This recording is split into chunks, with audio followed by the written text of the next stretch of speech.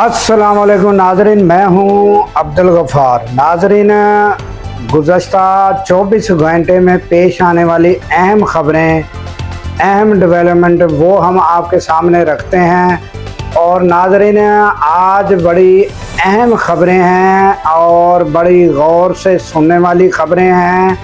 और उनमें नाजरीन, सुहेल अफरीदी ने जो काबीना तलब की उसमें कितने लोग पहुंचे, क्योंकि गुज़श्ता रोज़ जो रौला पड़ा हुआ था कि काबीना के लोग जो हैं सुहेल अफरीदी से नाराज़ हो गए हैं और 50 लोग नाराज़ हो गए हैं। अब सुहेल अफरीदी गए, बस अदम एतमाद होगा या ये होगा वो होगा, ये सारी ख़बरें ये हम बताएंगे कि कितने लोग आए और वहाँ क्या हुआ और सुहेल अफरीदी ने क्या कहा, ये हम आपके सामने रखेंगे। और सुहेल अफरीदी ने सऊदी सफ़ीर को ख़त लिखा है और क्यों लिखा है ये भी हम आपके सामने रखेंगे।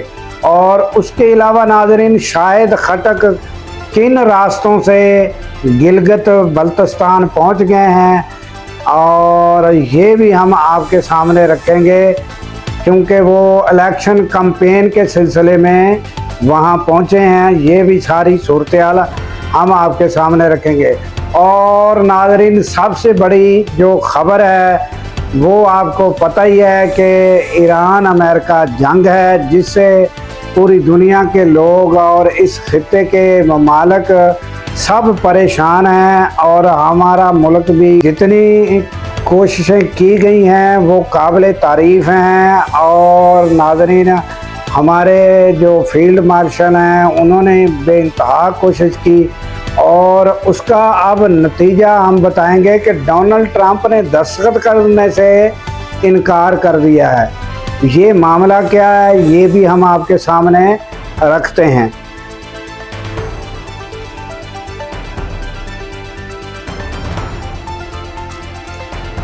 उसके अलावा खातमुल अंबिया हेडक्वार्टर की जानिब से एक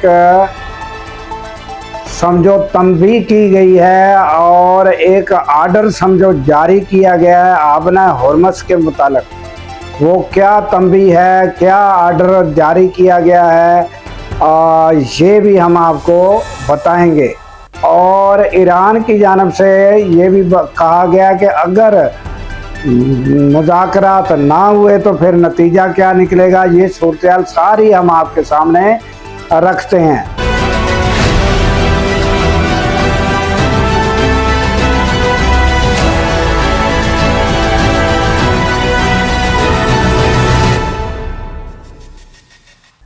तो चलते हैं ख़बरों की जानिब। अगर नाज़रीन ख़बरें पसंद आएँ तो आप लाइक करें, सब्सक्राइब करें, शेयर करें और साथ में बेल आइकन का बटन नीचे होता है, उसको अगर आप दबाएंगे तो आपको वीडियो बर वक्त मिल सकेगी। और अगर आप हमें कुछ बताना चाहते हैं, हमारी गलती की आप दुरुस्तगी करना चाहते हैं, तो वो आप कमेंट्स में लिखकर हमें बता सकते हैं ताकि हम अपनी वीडियो बेहतर से बेहतर कर सकें। तो चलते हैं नाज़रीन ख़बरों की जानिब। तो सबसे पहले तो बैरून मुल्क की ख़बर कोई ले लेते हैं कि डोनाल्ड ट्रंप ने सिचुएशन, गुज़श्ता रोज़ हमने बताया था कि डोनाल्ड ट्रंप सिचुएशन रूम में पहुंच चुके हैं और वहां इजलास जारी है और वहां फाइनल होना है और दस्तखत होने हैं और ये 60 रोज़ा जंग बंदी होगी। फिर आगे जो है वो इस पर अमल होगा और मुकम्मल जंग बंदी होगी। ये सारी बातें जिन्होंने पहले हमारी ख़बरें सुनी हैं वो हम बता चुके हैं।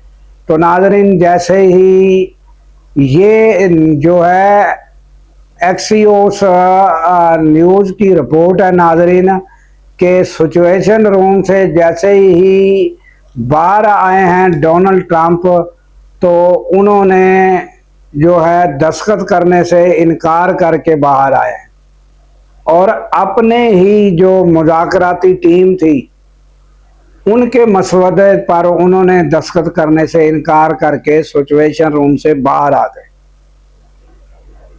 तो नाजरीन वो बाहर आकर उनका मौक़िफ़ क्या था, क्या उन्होंने बताया और क्यों दस्तखत नहीं किए, ये हम आपको बताते हैं कि उनका मौक़िफ़ ये है कि ये जो भी मामलात तय पाएंगे ये जो हैं ये काबिले अमल होंगे, ये फौरी तौर पर अमल दरामद वाले जो है ये मामलात होंगे। ये नहीं होगा कि सिर्फ दस्तखत हो जाए और फिर बस।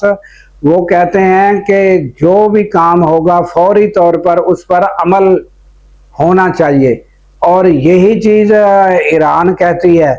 ईरान का मौक़िफ़ भी तो यही है, मगर दो चीज़ों से वो पीछे नहीं हट रहा है, एक आबना हरमस और एक यूरेनियम अफजूदगी। और इनकी सुई जो है डोनाल्ड ट्रंप की इधर ही अटकी हुई है।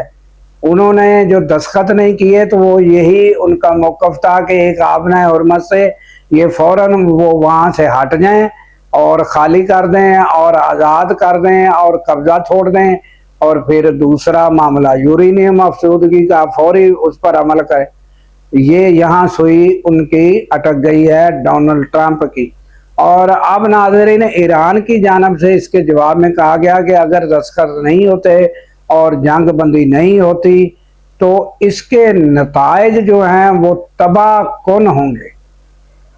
क्रैश उनका लफ्ज़ इस्तेमाल किया है कि फिर सब कुछ क्रैश होगा। मकसद इसका तबाह कुन ही उर्दू में लिया जा सकता है। तो नाज़रीन ये मौक़िफ़ फ़ौरन बाद उनका ईरान की जानिब से आया।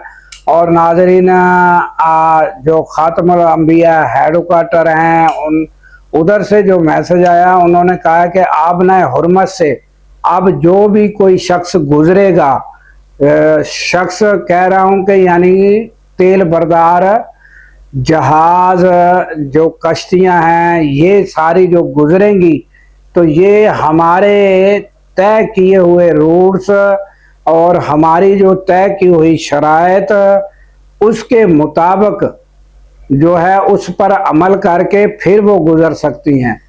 और उसके बगैर अगर हमारी इजाज़त के बगैर वहाँ से कोई भी कश्ती गुजरी तो उसको बहुत भारी नुकसान उठाना पड़ेगा।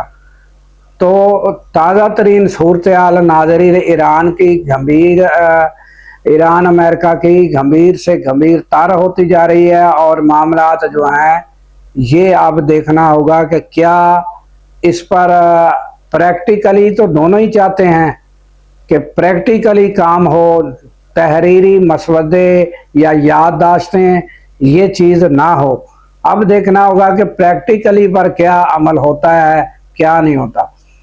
तो ये थी यानी अमेरिका और ईरान का मामला। अब आ जाते हैं कि सुहेल अफरीदी के खिलाफ यका एक महाज खड़ा हो गया है, और अली अमीन गंडापुर और ये गुज़श्ता हम आपको बता चुके हैं। तो उसमें मंसूर अली खान ने तो ये तक बता दिया है कि 25 अरकान नहीं आए, तो जबकि काफ़ी जो हद तक जो अरकान मौजूद थे उस पर सुहेल अफरीदी ने क्या कहा है ये पहले आप सुन लें। तमाम MPS को खुशामदीद। माशाल्लाह प्रोपेगंडोस के बावजूद जो हैं आप लोग यहाँ पर मौजूद हैं, तो ये इस बात की गवाही है कि हम इंशाअल्लाह ताला इमरान खान साहब के पार्टी के झंडे के तले सब मुत्तहिद हैं, और कोई भी साजिश और कोई भी बंदा जो है ना हम में तोड़ पैदा कर सकता है, और ना इंशाअल्लाह ताला इमरान खान साहब के नज़रिए से हम एक कदम पीछे हट सकते हैं। लोग कोशिश करेंगे हमें तकसीम करने के लिए, लोग कोशिश करेंगे, क्योंकि हमारे मुखालिफिन जो हैं वो मुसलसल इसी कोशिश में लगे हुए हैं कि खैबर पुख्तनख्वा के जितने भी पार्लियामेंटेरियन हैं उनमें तोड़ पैदा करें। लेकिन आज माशाल्लाह आप लोगों की मौजूदगी उनके मुंह पर तपड़ है। तो नाज़रीन ये मुख्तसर सा आपने जो बात सुनी है, उन्होंने बड़ी लंबी चौड़ी तफसील के साथ अपनी जो काबीना है उससे बात की, और फिर उन्होंने हुकूमत के बारे में बताया कि उन्होंने हमारी गंदम बंद की हुई है, ये कानूनन जुर्म है। फिर उन्होंने इमरान खान के साथ जो कुछ हो रहा है वो बताया। फिर उन्होंने ये भी कहा कि आइंदा मंगल को इंशाल्लाह हम सब जो हैं वहाँ पर होंगे और मुलाकात का मुतालबा करेंगे वगैरह वगैरह। उन्होंने ये सारी सूरत हाल, और उधर नाजरीन जो है वो शाहिद खटक जो हैं वो पहुंच गए हैं गिलगित बल्तिस्तान, और वो जो है वहाँ उन्होंने अपनी जो इलेक्शन मुहिम है उस सिलसिले में वो वहाँ पहुँचे हैं। वो अपने लोगों के दरमियान नज़र आ रहे हैं और वो इतने माहिर हैं कि वो और रास्ते जो उन्होंने अख्तियार किए तो वहाँ से वो पहुँच गए। और आपको पता ही है कि इससे पहले असद कैसर के साथ क्या हुआ, जुनैद अकबर के साथ क्या हुआ। तो पीटीआई ने भी अपनी स्ट्रेटजी तैयार की हुई है कि पहले कौन जाएगा, फिर कौन जाएगा, उसके बाद कौन जाएगा। ये उन्होंने भी 1 2 3 इस तरह अपनी स्ट्रेटजी जो है वो तैयार कर रखी है। तो शाहिद खटक वहाँ पहुँच चुके हैं और वो मुहिम का हिस्सा है।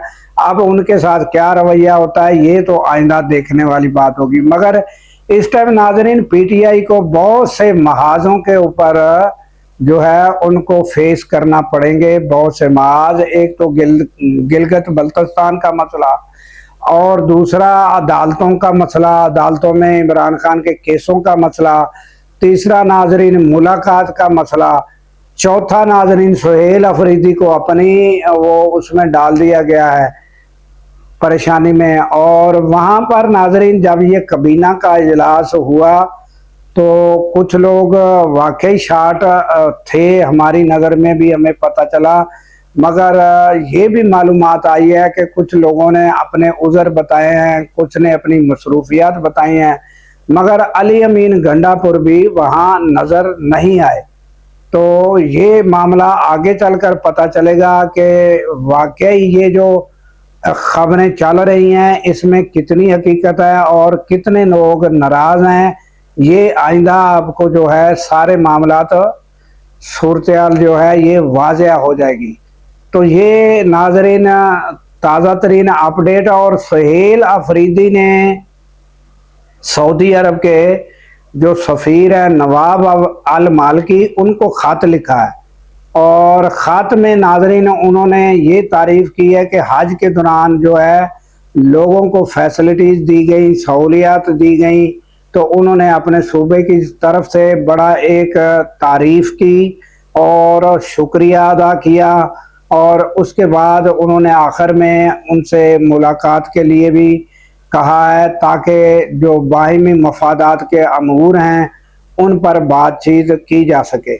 तो नाजरीन जो अहले नज़र सियासी अहले नज़र जो हैं, जो सियासत पर गहरी नज़र रखने वाले हैं, वो इस सुहेल अफरीदी के इस मामले को और ख़त लिखने को बहुत एक मुस्बत कदम और बेहतर सियासी इक़दाम के तौर पर वो बता रहे हैं।